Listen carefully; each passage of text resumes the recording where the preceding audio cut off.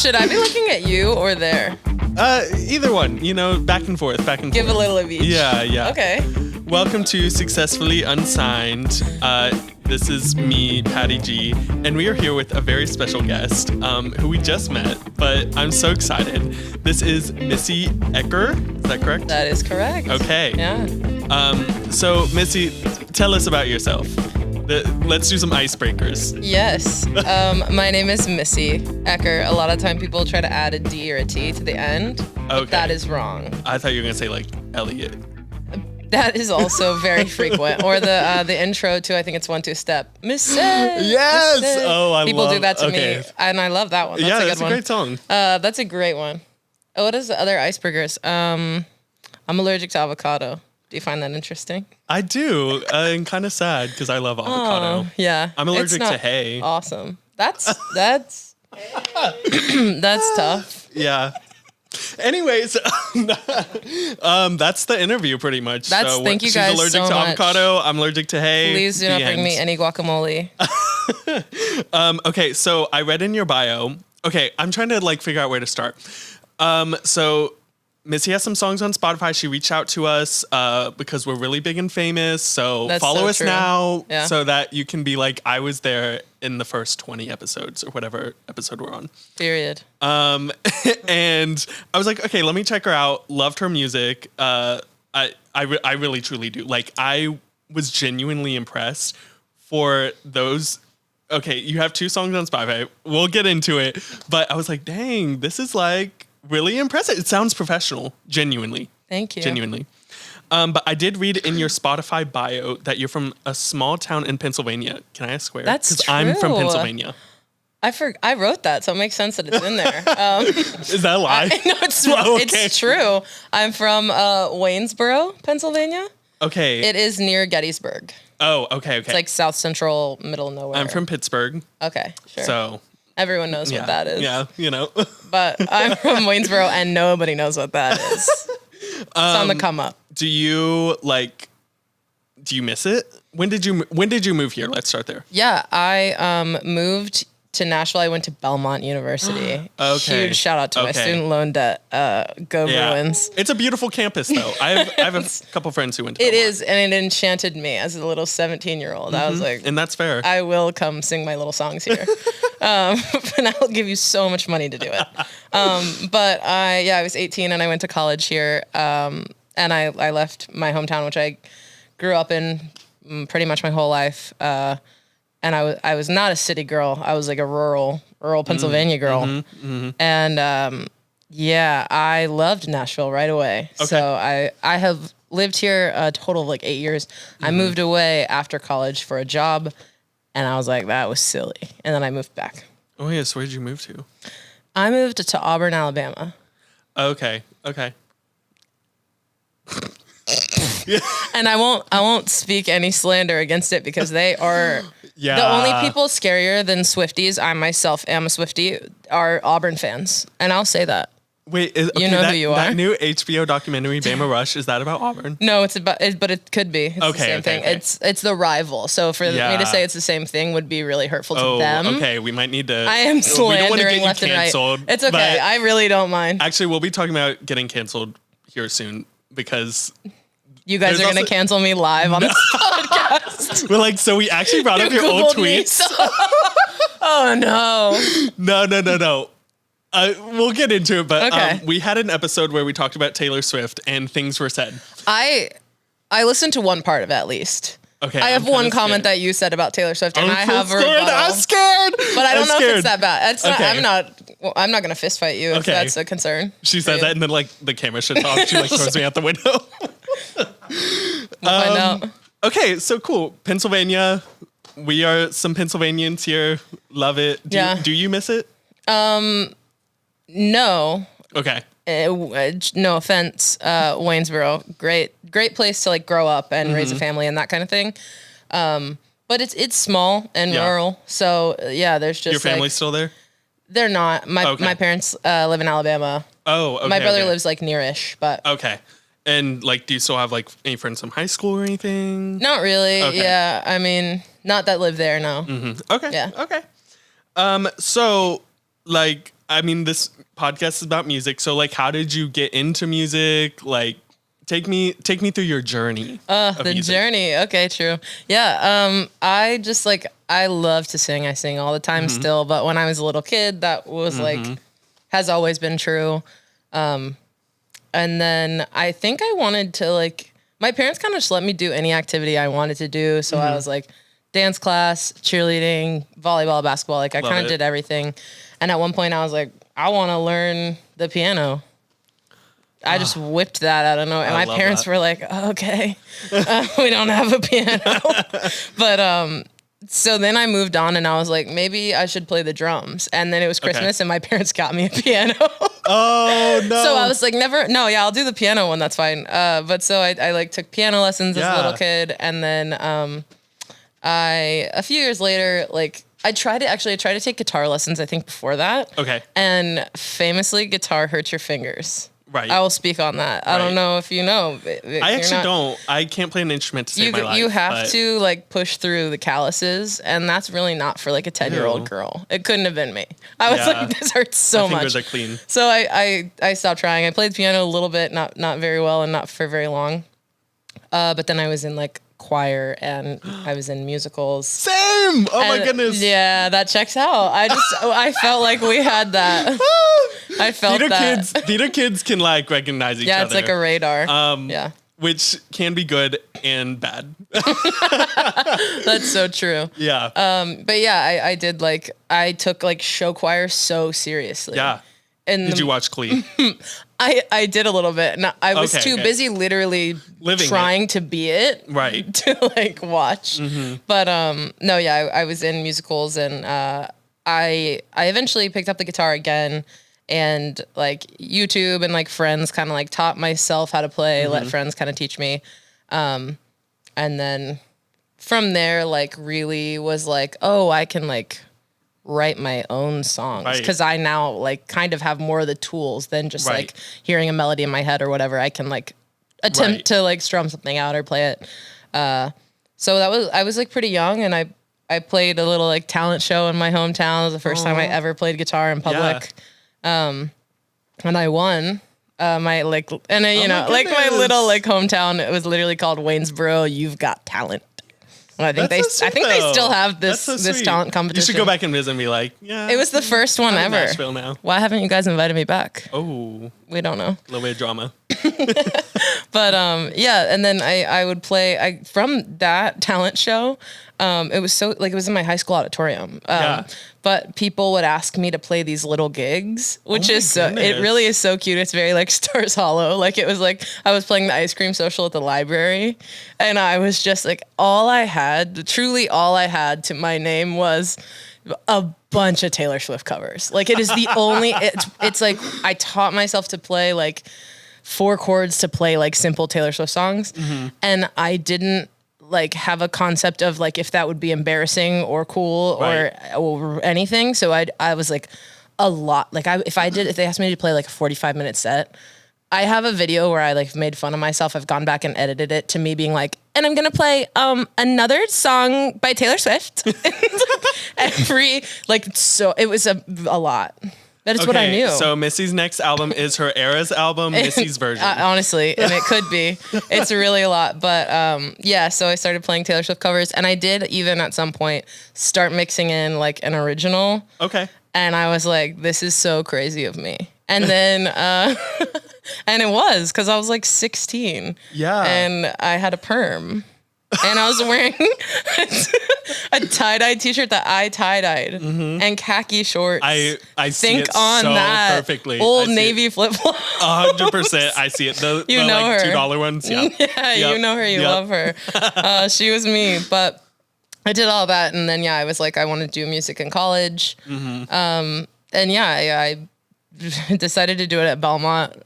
One of the most expensive decisions I've ever made. I know I already mentioned it. I'll keep mentioning it. Right. And so now she has to skip a meal every day. Yeah, I should. Yeah, it's really serious. Just to save a little cash from that Belmont. Truly. No, but that actually is insane that like you won one competition. People were like, It's you. You're were the like, star "She of this can town. do that. I love that. Let her do it again. Did that like get to your head a little bit? Were you like, I mean, I don't think I remember still being like pretty like insecure. Like when I watch those videos back, I like don't even smile. I'm like barely looking up. I'm literally looking straight at the guitar and I'm just like fearless.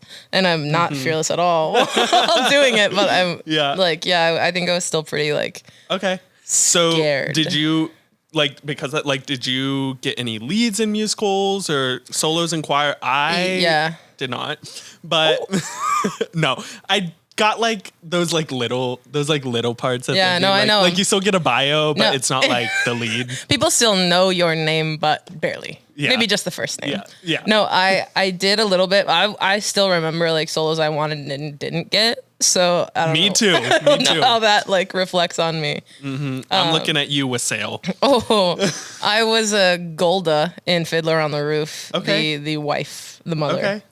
It's not like a sexy lead role, but it is a lead role. I usually played old men, so yeah, it's tough. It's tough. I'm 6 feet tall. Yeah. So they're not going to cast me as like anyone's child or like a fully gigantic woman. Child. Yeah, I have a lot of words I could say about theater, but I guess we should move on because that's not what this podcast is about, unfortunately. Otherwise, I would be a lot more knowledgeable. We could start a different podcast. Literally, yeah. So I am quitting today, y'all. And okay, so like, does anyone else in your family like do music or anything? Honestly, no. My dad sings a lot. Okay. Not because anyone's asked him to, but he has a great voice. He has a really hard time with lyrics, which is incredible to see. He also has like full confidence. So he's full sending, and they're not even words, most of them. I love it. Yeah. Does he like sing your songs? It's amazing. He might. He probably does. Okay. He loves my music. I don't know if that's true. That's what he says. Dad, reach out and let me know. Be honest. My dad's a big supporter. My parents are both very supportive. But hi mom, hi dad. Hello. They are probably. They'll probably listen. So sweet. For sure. That's so sweet. Okay, so like when you realize, oh wait, I can start like writing my own songs. What did that look like? Did you just kind of pull out a piece of paper and were like, let's go? Or did you kind of start looking at processes and like, what's your creative process now? Yeah. When I was like a teenager just starting, it was just kind of like, I was always a big lyrics person. Like I would be on my little desktop searching up the lyrics of every album that I really liked or reading like the little booklet. So I feel like I was just super familiar, as we all are, with like how a song is structured. So I was just like, I'll just do that. They do like, this many lines or roughly this much of this one thing. And then they do a chorus. And that's like, I think that was just like, I was just like, I'll recreate what I hear and kind of know a little bit. Like it came easy to me. No, I was just emulating everyone else. I was like, let me write a Taylor Swift song, but it's mine and it's not as good as Taylor Swift, but it's the concept of like verse, chorus, verse, and bridge. It's that. But it is, honestly, it's not super different now. One thing that I do now that's like inspires me quite a bit is I'm on an improv team. Oh, I love that. Okay. But it's going to get worse. It's a musical improv team. So we Yes. Okay. No one's ever reacted like this in the history of my life to hearing that I'm on a musical improv team. I'm not kidding. I will be there. 100%. All right. I'll see you there. Yeah, I will. But that I took 3 classes before we started performing on stage, and they're all 8-week classes. So weirdly, like that was really, you literally just have to go on stage, and they do teach like song structure, and it's meant to be for everyone, so it is very introductory. But you just literally have to go up there and like sing a song in front of your whole class, and I was like lucky to be like, oh, I'm already comfortable on a stage and I'm already comfortable singing in front of people. That's not true for everyone in the class. So I'm comfortable to that degree. But then once I started having to like do fully made up songs in the moment in front of other people, it helps a lot with just being like you're almost like desensitized to the idea of like a whole song has to come out. Yes. That's all that it doesn't have to be fantastic, but you have to like get something out in order to like edit it or make it better or whatever. You can't just like let it bop around in your head. Yes. Which I am guilty of having ideas and being like, this is an awesome idea. I cannot wait to write it. I don't know when I'll be doing that.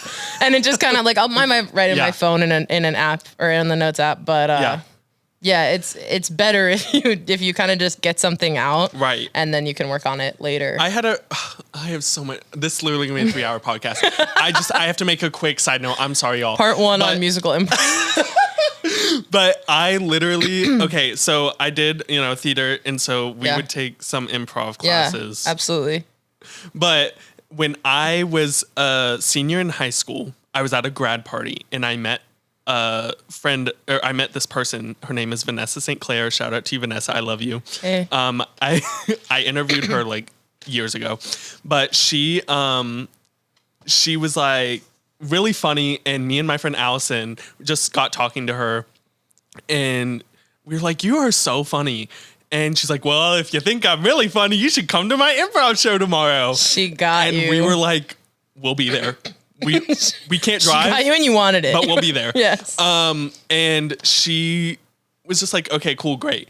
But she did not believe it. We show up the next day and she's like, y'all, my friends don't even come to my shows. She's like, so the fact that you guys literally just came randomly, and she was in a musical improv group, and that was my introduction to musical improv, and it blew my mind because improv itself is very much a science. Like, it's hard to do, and then add music on top of it. Yeah. Literally, how do people do that? I don't know. Yeah. But that right there, like, just shows how talented you are. I'm serious. That's so sweet. Thank you. That's crazy. I literally, where do you do improv? Because I used to go, she performed at this place called Arcade Comedy Theater. If you live anywhere near Pittsburgh, go to Arcade Comedy Theater. It's amazing. Me and my friends used to go all the time. And so I wanted to like find a good improv place around here, but like, I don't know. And I don't really know if I have many friends who would be into it, but I will literally go to your shows. Yeah, it's me. I'll be your friend that's into it because so I perform my team. Huge shout out to Off Broadway. That's my team name. Love it. And we perform at Third Coast Comedy Club. Okay, I did find them, and I was like, maybe. Okay. They're great, and I would recommend any of the like Third Coast produced shows and my own team, of course. Okay, I'm gonna keep a lookout. Seriously. Oh my goodness. We'll chat about it. Yeah, you so can exciting. for sure come. Okay, so moving on. So like, is music something you'd want to do full time? I mean, you went to school for it, so I'd assume so. I actually didn't go to school for it in the end, but I did go to school to Belmont because I thought that's what I was going to do. And then I took like a cute little detour into like ministry and a nonprofit organization. But that was just a brief, interlude moment. And then so I got my degree in Christian leadership. Whoa. And that you could see maybe why I've brought up the cost of the degree so many times. Let me know what you guys think Christian leadership does. Click the GoFundMe in the description. But no, I didn't end up studying music in school, but I did like choir and kind of still like I ended up doing music like in ministry. Yeah. And that there's a lot of overlap there. Is the choir like cutthroat there? The smaller ones. Oh my God. I couldn't have possibly even gotten into one if I tried my hardest. I was in like the biggest, most inclusive version of choir that they have there. Huge shout out University Singers of Belmont University. It is the biggest choir that like kind of everyone gets into. Yeah. But I then took a little, an interlude. Really what happened is I moved to Nashville and the people around me were taking music so seriously. And I was like, I am a little 18-year-old girl from the tiniest cornfield, Pennsylvania, like town. And I was just like, I was so overwhelmed. And the comparison of like, I felt like I had to do it the way other people were doing it. So like Instagram was brand new when I went to college, but it was becoming a thing to like brand yourself online. And I was like, I don't even know where to start with that. Like, the idea of having an image and all of the other things that a lot of people say has to go with being a musician, I was like, I don't want to do that. And the people that I saw around me who I felt like were like hustling really hard, I was like, that doesn't look like fun. That doesn't look like playing at the ice cream social at the library. Like, that's not, it just didn't appeal to me to do it the way I saw other people around me doing it. Right. So I think that's what kind of turned me away from it. And then, I could do music for the ministry that I worked for. And they do a lot of top 40. So I was living. I was doing Katy Perry's Firework on stage to like 400 high school kids. I love that. And I was like, this is fun. Like, I didn't at the time really mind that it wasn't creative in that specific way. But it really was the pandemic and a lot of therapy. When I was like, oh, yeah, like I want to like do that, even if it's just for myself. And so I started, after a lot of healing and kind of getting, I think, just some other things out of the way that were in my mind and like on my heart that kind of just got in the way. Once those things were out of the way, I was like, yeah, obviously I want to be writing songs. Like, that's so fun for me. So sorry. But I started doing that in the pandemic in like 2021 especially, and I wrote a couple songs, but at some point I had the courage to like send it to someone else and be like, what do you think? And then I was like, do not disturb. I was like, I'll never look at my phone again.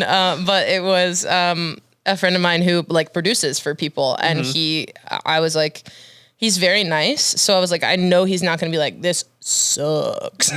But I felt like, he'll not like, probably not overhype me. Like, he's a nice guy, but he's not crazy. So he was super complimentary, and that gave me a ton of courage. Yeah. Huge, gigantic shout out, because that is my producer, Brian White. Follow at Brian, WIGHT on Instagram. He does his own music. It's fantastic. Do it or you're blocked. Period. Or you're canceled. Yeah. But Brian ended up producing both my singles. But at the time, he was just like, these are great. Like, please keep writing, and was so encouraging. And then I wrote what is the first single that I put out, Taylor. And it was just like, it was so fun for me to write. Like, I was like throwing a party for myself, because I was just having a good time writing it. And I was like, I love this song. Yeah. And I like want to release it. Like, it was kind of the song that made me be like, I can and I should like do this. Like, I want to. And you get that vibe from it, like that you just like had so much fun with it. I was like, I have to say this, guys. I want to make Taylor proud. It was like, thank you so much for saying that. It was, the song like kind of led me into like, I like I said, I did a lot of therapy, and that was the point where I was kind of like, I don't have to do it like everyone else. Like, that was just some like, that was like lies I was telling myself. Like, you're not like other girls. And I'm obviously I'm not like other girls. Yeah, it was just like, I don't have to. I think the idea then was, it felt like everyone wanted to be number one. Yes. And it's like, well, we live in a city where like everyone can do this. Like, there is space in the world. Like, we don't all have to do the Eras tour.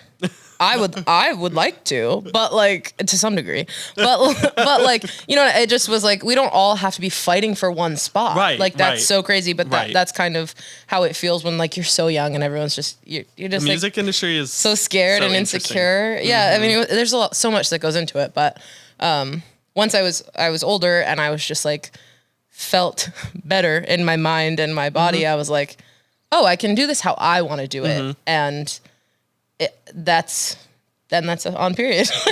There was really nothing else to it. It was just like, I can do what I want to do.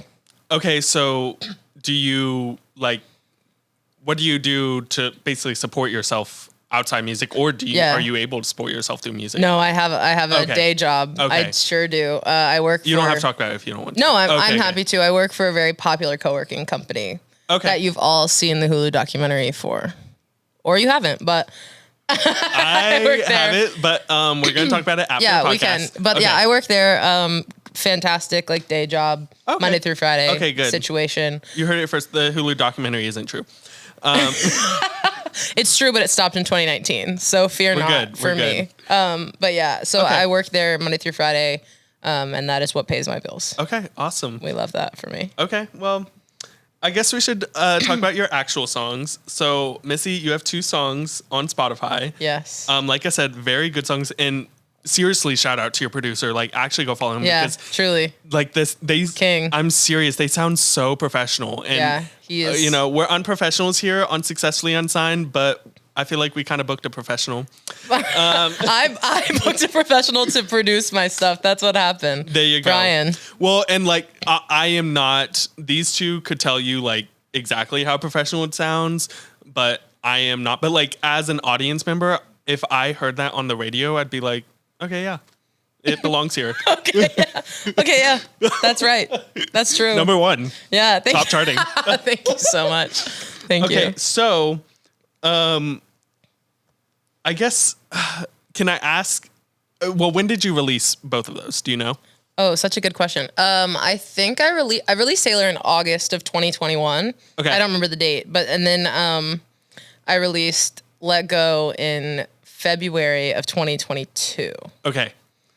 So can I ask like why we like why only 2 songs? Oh yeah, money. Okay. Such a good question. Very fair. Very fair. So broke on this podcast. Broke people should never laugh. No. Oh, it's so true. Yeah, it is like it really I worked at the comedy club for a while on the weekends in addition to my day job. And so it just took up like a lot of my time, and even when I was writing, I didn't necessarily have anything that I was like dying to put out. So what really happened too, I had jaw surgery between those 2 releases, like a pretty intense double jaw surgery. So there was just like, I finished Let Go before I had surgery. And then there was like a pretty big break of like, I was recovering and like even just mentally, like I couldn't get to a place where like that was. Okay. And I was paying the medical bills. That's fair. The transparency of it all. So that was like a big part of the kind of, I guess, what felt like some progress for me, but it didn't really stop it. It just, there was a pause. I needed to focus on other things, but. So do you feel like, because your songs are so professional sounding, do you feel like, do you like hold yourself to such a high standard where you're like, am I going to be able to do that again? Or I guess in the sense, like if for some reason you had to find another producer, you're like, I have this song that I really want to release, but I don't necessarily have the money to release it right now. Are you like, I'm going to wait because it has to be at the same level? Or are you just kind of like, I'm just going to go for it? Yeah, I'm in the middle of like figuring that out right now, because it is like, it's just trying to figure out like, would I rather be putting out a ton of stuff and maybe doing it with someone who is super budget friendly? And I will say, as another shout out to Brian, like we are friends, and so he did cut me a deal that was amazing. But I think I could probably put out a lot more, and I've thought about it. And we can't say I won't do that because we don't know yet. Like it's a maybe. None of us can know, but I think I do probably have a pretty high standard. Just knowing that those sounded for me, like those sounded so great, and I mean, being the star of Waynesboro, like Waynesboro, you've got talent. First place. Like it's kind of hard. 2010. But okay, so I have like so many questions. I'm like, okay, let's move on. But okay, so first let's talk about Let's Go. Let Go, not Let's Go. Let's Go. Let Go. So what was the inspiration behind this like power ballad? Just like jamming in your car. That's so sweet. I wrote the first half. The first line of it is like, you held me in a dream last night. I had to think about it. And I actually had a dream about someone. I was on my way to work and I like just wrote that in the notes app. Like you held me in a dream last night. It's all I had. I was like, that sounds like a song. And then later like wrote on it, and I came up with the first verse and the pre-chorus. And then I couldn't like really get any further. And I really liked what I had, especially lyrically, but I was just like, I don't really know where else to go. And so I just kind of left it for like quite a while. Like I want to say 4 or 5 months. And then I was in an improv class and we were talking about a game that we play is called Big Dumb Chorus. And it is literally trying to make like a super simple chorus, like repeating a couple words or dragging out one word for a whole chorus. And I tend to be pretty wordy, both in my songs and as a human. So I was like, oh, I should try that. That would be probably a good dose into this song because it was kind of wordy in the first verse and pre-chorus. So then I just like the let go, like kind of thing. It was sort of like the inspiration was a little bit like Adele had just released Easy on Me. Yeah. And I was like, it's so good. I mean, everything Adele does. I'm not kidding. I literally, it was like, it reminded me of Adele. Yeah. Yeah, it's so good. And that was kind of like what was going on in my mind when I was like doing the let go of it all for the chorus. But then I wrote the chorus and the second verse like all in one sitting together. And then the bridges just to the pre-chorus again with a different like word. So I kind of like, I had a different dream about someone else who I had a similar relationship with, if you will. Okay. And I was like, I think I can revisit. Like it was such a similar idea, even though it was a different person. And so I slandered 2 different men in that song, which is huge for me. Amazing. But no, yeah, that was kind of how it all came together eventually. But it was funny. I wrote the first half of it, or the first good bit of it. Okay. Way, way far away from when I ended up finishing the song. Okay. I keep like getting these questions and I'm like, dang it. Oh, okay. Yes. Not to make it about improv again, but seriously, I think it can be. I do think that like everyone that I've talked to who's done improv, like it improves so many other aspects of your life. Like there's Amy Poehler literally has a book called Yes, Please. Yeah. And like the whole thing with improv is like yes and just yes anding your life the whole way through. Which I feel like just from this little bit of talking to you, I feel like that's exactly what you've done with your life. And you've taken these principles even before you got into improv. It sounds like you've done that, but like, especially now, just the way that you talked about like, okay, this is what we did in improv and this is how I translated that into my music. Yeah. Which is just amazing. Yeah. So do improv. Thank you. No, seriously, it really does. It just like changed a lot for you, and it like opens you up. And for me, it just made me like so much more comfortable, like all the way around. Yes.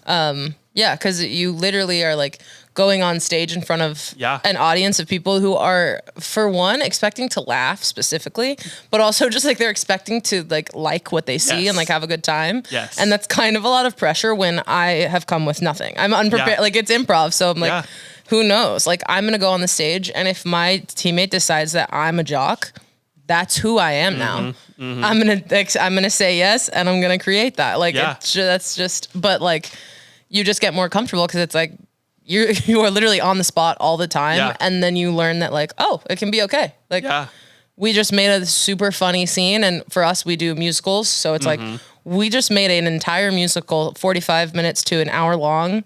It's a musical. Like we just made that out of nowhere. We pulled that out of our ass, truly. It's like, amazing. In front of an audience. So it does make you more comfortable. I love it. I love it. Okay. So I want to get to the meat of this podcast. And honestly, one of the reasons why I was like, okay, we have to have her on the show. So your song Taylor, which we've already discussed a lot about. Yeah. Obviously Taylor was the inspiration for that, but were there other inspirations? I mean, you talk about before I drive by your house and scream, you could have had me or something. Exactly. Which I love. Exactly. You're such a good writer. You really are. You really are. Thank you so much. I literally wrote, even in your bio, you wrote on Spotify, her melodies will worm their way into the jukebox of your mind. Poetry.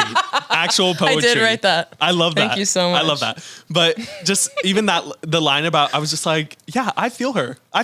I'm in the car with her being like, how dare you? Yeah. So tell me about that. Like, what was the other inspiration? Music video concept. Or were you literally just like, Taylor's the one and only inspiration? That she is an inspiration for everything that I've ever done in my life. But no, I was at work, and I was very busy doing work stuff. But I thought I was thinking about writing a song when I got home, and I was like, I kind of want to write a breakup song. That'd be fun. And then I was like, what do I think of with breakups? And I was like, listening to Taylor Swift, that's very rom-com. We're throwing on a Taylor Swift song. That song would be so good in rom-com. I love rom-com. Thank you. Rom-com directors Sync out there. agents, if music supervisors. But I was like, oh, that's kind of, at this point, is a bit of a universal experience to be you're listening kind of to a Taylor Swift song during a breakup. So I was like, and I felt emboldened to say I would, because I am a huge Swiftie. So that was, I first just had that line, I just want to make Taylor proud. And then I kind of was like, okay, I built the rest of the song around that one line. Where I was just kind of okay, what are the other things that you're trying to do during a breakup? Oh, for me, I think that the next line is feel my feelings out loud, which I'm big on just kind of pretending that they're not there and being actually, I think I'm fine. I'm awesome. Right. So I was kind of trying to be this concept of what would Taylor Swift want me to do? Yes. What's the right way to get through a breakup or whatever? So you're driving past his house and you're screaming you could have had me, but you don't, and I'm not going to answer the phone when you call, and Taylor Swift is going to be proud of me for that. When you call me and I don't answer the phone, which is kind of something that goes throughout the song, in the first verse, it's my phone lights up, my phone's ringing, I don't know why I'm acting I don't know the words. I literally wrote them. But yeah, it's my phone is ringing, your name is on the screen, what am I gonna do? And it's well, what would Taylor Swift think? Yes. Obviously we're not answering. Yeah. Obviously we're moving on. I love it. And what a relevant song to now, especially because, oh my goodness. Do you think she's listening to it? I think during her breakup era? Oh no. I think she listens to it in between sets on the Eras tour. during her on repeat. During her costume changes. No, but actually what would you do if you found out she heard your song? Pass away. I mean, that is the goal. Obviously, that is for sure my goal. And I, living in Nashville, I'm only a couple degrees separated from Taylor. Realistically, I know a couple people. I know what the avenues are to closeness. My friend in 8th grade met her mom at a concert. Andrea Swift? You're at least exactly 4 degrees away. And so to not be creepy and weird, I haven't pursued avenues of which I know could probably lead to her. But I used to post every day and be day 30, try play whatever until Taylor Swift hears my song. You should actually restart that, because when did it start? When did you release? August 2021. Okay, how big TikTok is now. Yeah, how big so Taylor true. is now, especially on TikTok. Yeah. If you redid it, I genuinely I don't even think she was on TikTok. Maybe she was. I think she might have had a TikTok, but it was she barely. And she didn't she's post been anything. liking people's videos on the Eras tour and stuff. I know. Why isn't she liking me? I don't know. Taylor. Yeah, go a lot of people tagged her, which was super sweet. All my friends were tagging her. Go stream Taylor for her song Taylor. You can also stream Taylor Swift. Yeah, she needs it. She needs it. She really needs the money. She's honestly, Taylor. You've heard about my money problems. Taylor, reach out. If she finds out our that podcast, we're gonna disappear because of previous things that we've said. Literally. Should I feel safe here? So, well, I guess that's a good segue. So, here I am, being oh my gosh, you're so amazing. Your Taylor song's so amazing. Yeah. But you said that you heard a little bit of a podcast. So, yeah. Let's hear what you've heard. Yeah, I heard you say it was that she doesn't deliver vocally. Okay. That's what I heard. Is there worse stuff? You can be honest. So, I said that when I was younger, I would see her live performances on TV. Yeah. And even up till pretty recently, not since the Eras tour, I would be yeah.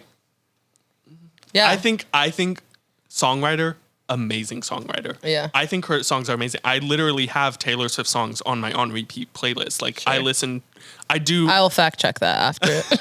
I'm just kidding. Oh, no, I'm like, He's like, do I? but I do love, like, I remember our song was, I think, the first music video I saw on YouTube. I was obsessed with that song. Yeah, sure. And just from then on, like, I like all her singles. Have I gone through Sure. and listened to all of her albums? No. But Crazy.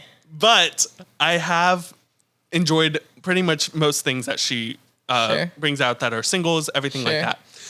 So when I said that, I was just like, look, these are just my personal observations from my untrained ear. Me backtracking. Yeah. You said, yeah. But you've seen her live, correct? You That's to the true. Eras 4 tour. times I've seen her live. Okay. In my life. I also want to get into that a little bit. Okay, before we get into more Taylor Swift, we're going to take a break because Dale told me to.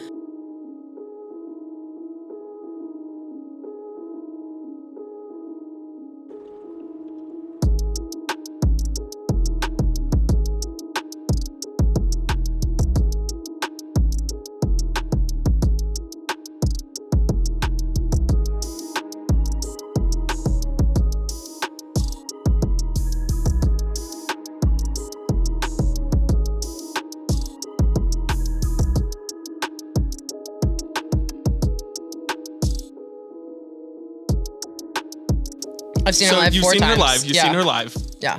And okay, so since you've seen her live, do you like what's your You want me to on speak that? on it? Yeah. My Hearing rebuttal. it here first. Yeah, no, I do at least understand why you'd say it. Okay. And the Swifties may come for me.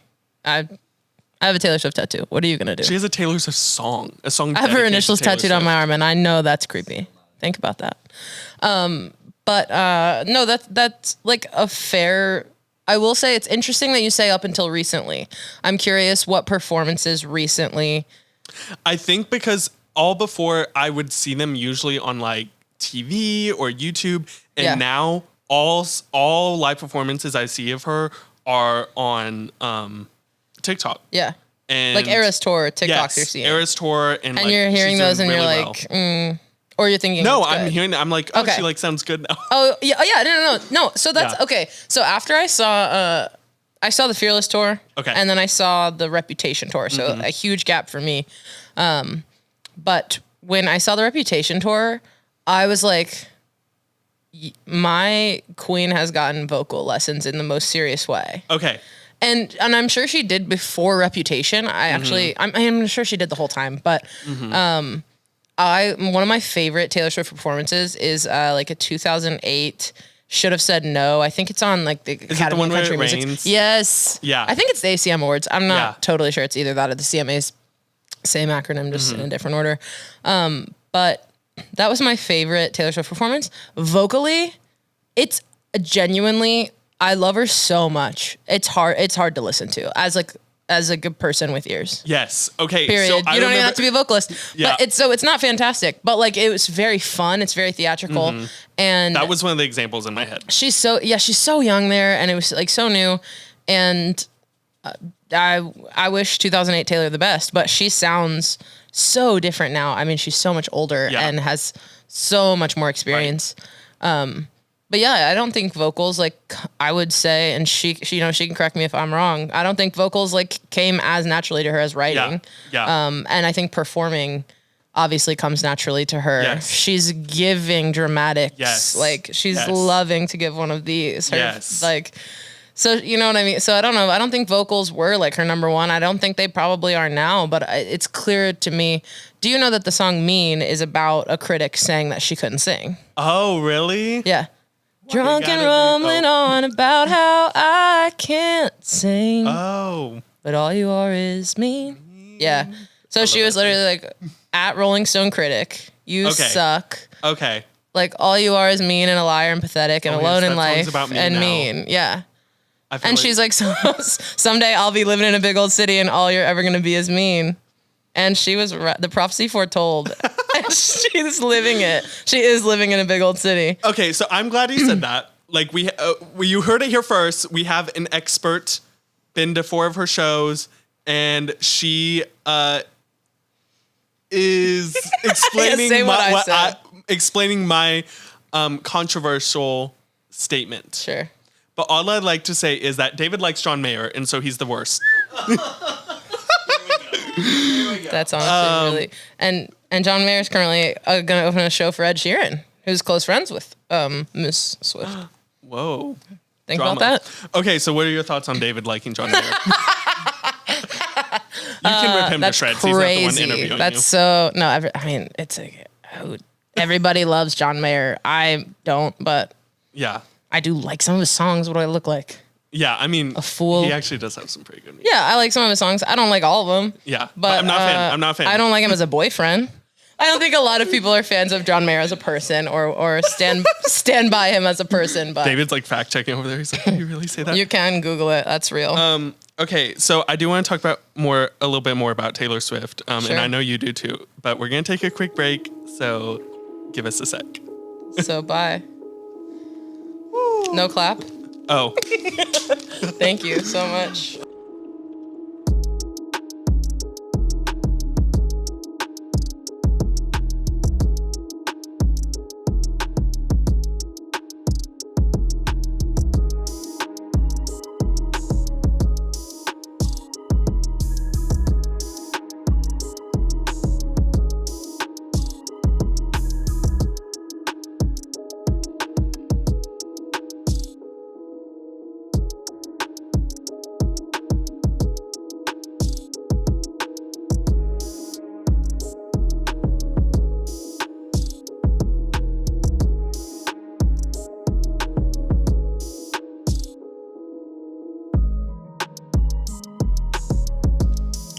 okay, you ready? Yeah. I have my thoughts more together now. Amazing. And now I am just gonna clap for fun. Okay. Okay. So you like Taylor Swift, right? Yes. Okay, but seriously, so like where did your love for her start? Yeah, I almost brought this up earlier, and then I was like, we're probably going to talk about it later. When I was teaching myself to play guitar, like having kind of friends helping me, I would watch the CMT Top 20 Country Countdown with my dad every Sunday. And before church. And That's what they do in Waynesboro. That's it. Don't act like you guys haven't also watched the CMT Top 20 Country Countdown before church. Yeah. And like, so her song Tim McGraw was on there, and I was like, oh, love it. Like, just kind of looked her up. Did some, not illegal downloading, but like I had a Windows like Zune. Okay. So I was not giving like iTunes. I was giving like download on some weird Microsoft like, thing. I don't know. But I got a bunch of her songs from her self-titled album, and I was like, I love her. And then I would look her up on YouTube.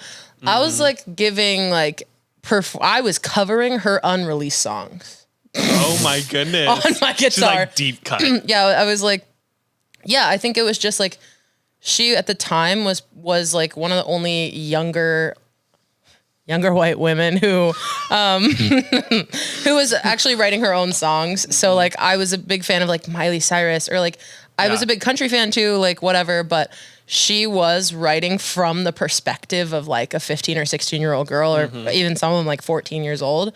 So like nothing resonates better than that. Like it's the actual perspective rather than like 40-year-old white men trying to write like Disney songs like in the perspective of teenage girls, which is their business, but it's not it is not the same as like hearing Taylor Swift like kind of, because when you're 15. Yeah, I was a freshman in high school when that song, when Fearless came out. It came out in like the fall of 2008, and I was a freshman in high school, and I was like, yeah, I am 15 on the first day of my high school, and I know what it's like, and so does she. But no, yeah, she's just like a couple years older than me, so it's like, by the time she's releasing it, I'm like, now it's where I'm at currently. Yeah. But yeah, I think it was just knowing that she was writing her own stuff. She was like playing guitar. That really did. I was like, well, if I'm gonna sing, I don't want to like sing to a backtrack. People obviously can and should do that. But at the time, being like a teenager, I was like, this is the only option. I have to play guitar. And so then seeing her do it, I was like, well, I can do it. And I can like write songs. Yeah. She's doing that. Yeah. What's the difference? And so soon you'll be on your Eras tour.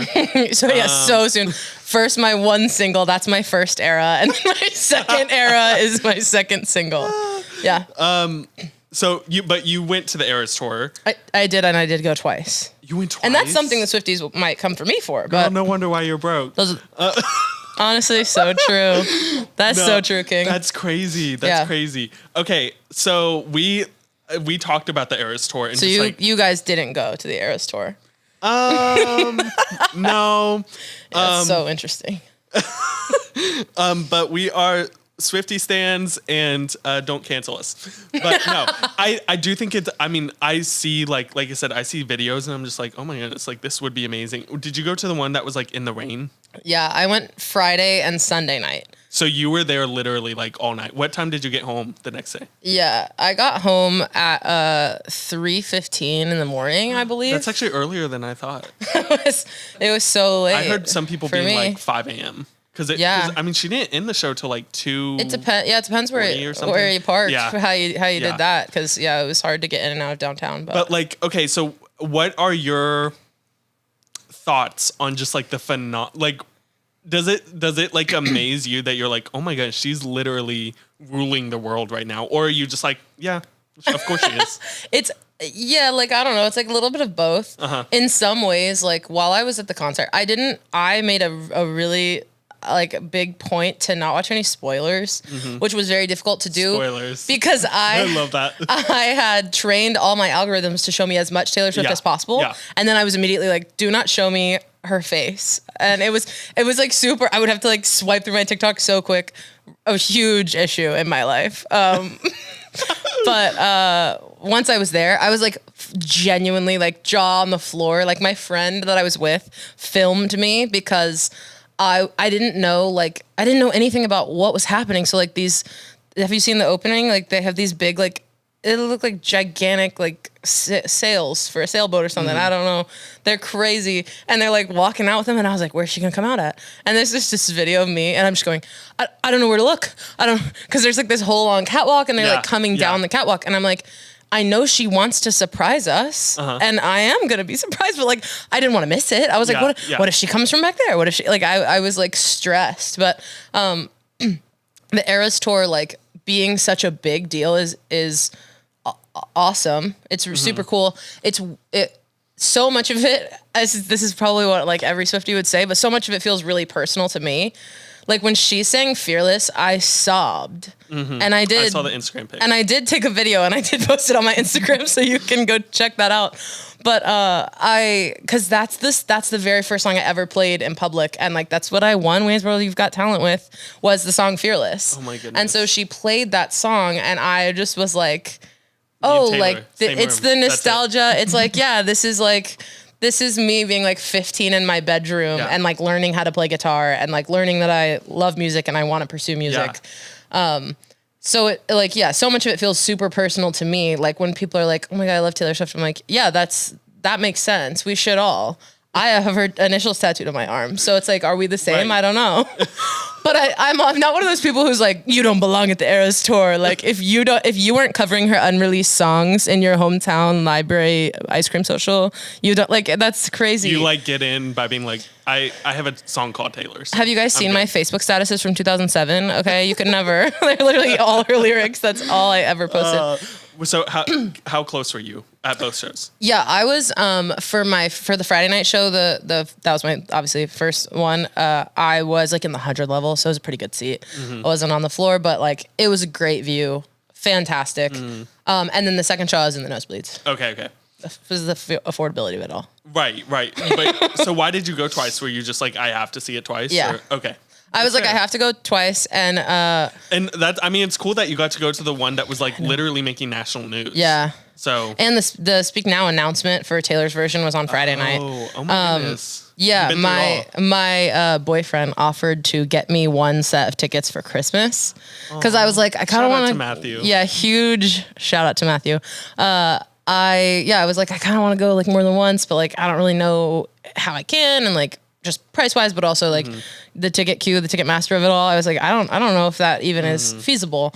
But yeah, we did end up being able to like get two separate sections of tickets. Whoa. But yeah, so that is how I went twice and why I went twice. And I chose Friday and Sunday because I was kind of like, opening and closing nights of like the Nashville weekend. Yes, yeah. And I was right. Did you like spend a lot of time on your outfit?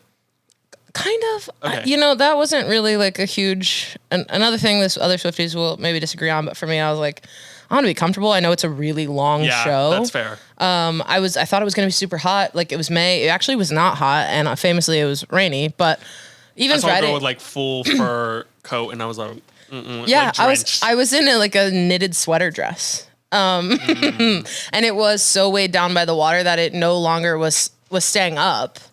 And so I had to buy an Eras Tour t-shirt, like 3 sizes too big because they were out of like so many sizes, and wear it, and then untie my halter dress and tie it around as a skirt because it literally, like, my outfit like fell apart. That's crazy. It was just a Target dress. Sorry to Target, but you know what? It did not withstand that storm, to say the least. This is a side note. So we've obviously only like been talking through Instagram like DMs. Yeah. And so I just kind of pictured you to come in with a pink cowboy hat. So I was a little disappointed that you weren't in it, but it's okay. Yeah, that's fair. But did you wear? I thought you did wear that. I didn't. Right? I didn't actually. Didn't? I wore that to Casey Musgraves. So there is a picture of me on my Instagram. Maybe that's what there's more than one picture of me on my Instagram with that hat on. I bought that as a Christmas tree topper. Also, that hat. That's amazing. But then I did wear it to the Casey Musgraves show, and then I wore cowboy boots to the Friday night show. I mean, it's Nashville, as one would, and a sequin dress. Okay. And then a knit sweater dress on the rain night, which was awesome. I love it. Okay. I'm just going to say, I think Taylor would be proud. I think she would be. Thank you so much. So we're gonna go ahead and move on into our show and yell. Love it. I did not bring anything because I. That's so crazy. Did you want me to bring something? I didn't know it was up to me. Oh, well, the last person was like, no, you bring something too. And I was like, I wasn't really planning on it, but I can. Oh, okay. So I didn't. Okay, so it's all about me. It's all about you. I'm so comfortable on your 16th birthday. Pay attention to you, girl. Everything. I forgot the lyrics. Did you see my Instagram story, though? Because my 16th birthday cake did have a Taylor Swift Barbie on it. Wait, did it really? Did it really? Yeah. Oh, my goodness. So anyway, you guys can think about that. Did you, use that caption? No. Oh. I think it just, I read it yesterday and it just said, this is my cake, ... Oh, gotcha. Are you going to see the Barbie movie? Yeah. Oh my gosh, I can't wait. I'm so excited. Yeah. I will be there opening night with my Barbie pants, Barbie watch, Barbie shirt, Barbie jacket, everything. He's got the merch. I am a Barbie fan all the way. Okay. Dale can tell you. I love this information. Yeah, it's amazing. Okay, sorry. But your show and yell. Yeah. So you've seen the show, which is so nice. So are you prepared to yell? Is it do I have to yell a specific thing or just have to yell in general? So you just if this was I'd be like, pen. Oh, okay. It's not because I watched it, but I was Annabelle and I was very just focused on that. So that's fair. But anyway, that's fair. I guess I can yell Taylor Swift Ornament. Woo!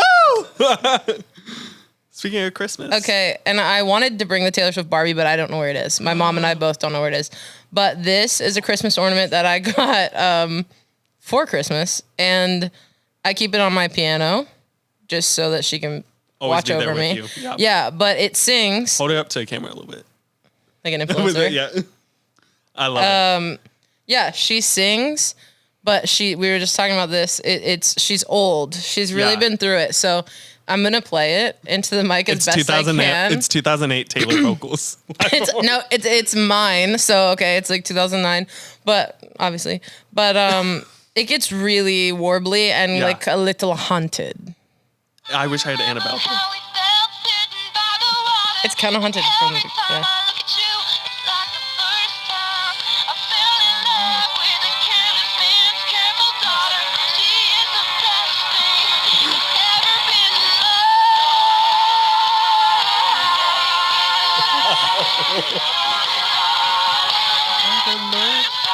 Never turn back. That's kind of scary.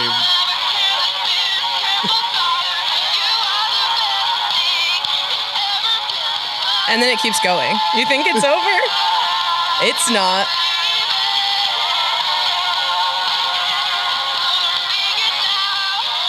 Oh my goodness, it really does just keep. It's so long. She's gone. Literally the entire song. Yeah, and it's isn't that haunted a little bit? Welcome For to sure. Successfully Unsigned. You all just got cursed. Yeah. Oh my there goodness, she is. I love that though. Thank you so much. Once again, bringing it back to Barbie, I literally collect celebrity Barbies. So I love Do you that have you have the that. Taylor Swift? I don't. I'm sorry. I actually didn't know that there was one. Yeah, she sings. I think she was singing our song. She definitely sings. Okay. She has a little butt on the back. I bet it's expensive now. Probably. I hope we can find it. I was like, Mom, Yeah. where would it be? She was like, you have it. I was like, I don't. I just moved. Yeah, I know you need to find exactly it because everything I'm telling own. you, I guarantee, like, I mean, Barbies just run expensive nowadays anyway, but especially celebrity Barbies, especially big celebs like Taylor Swift.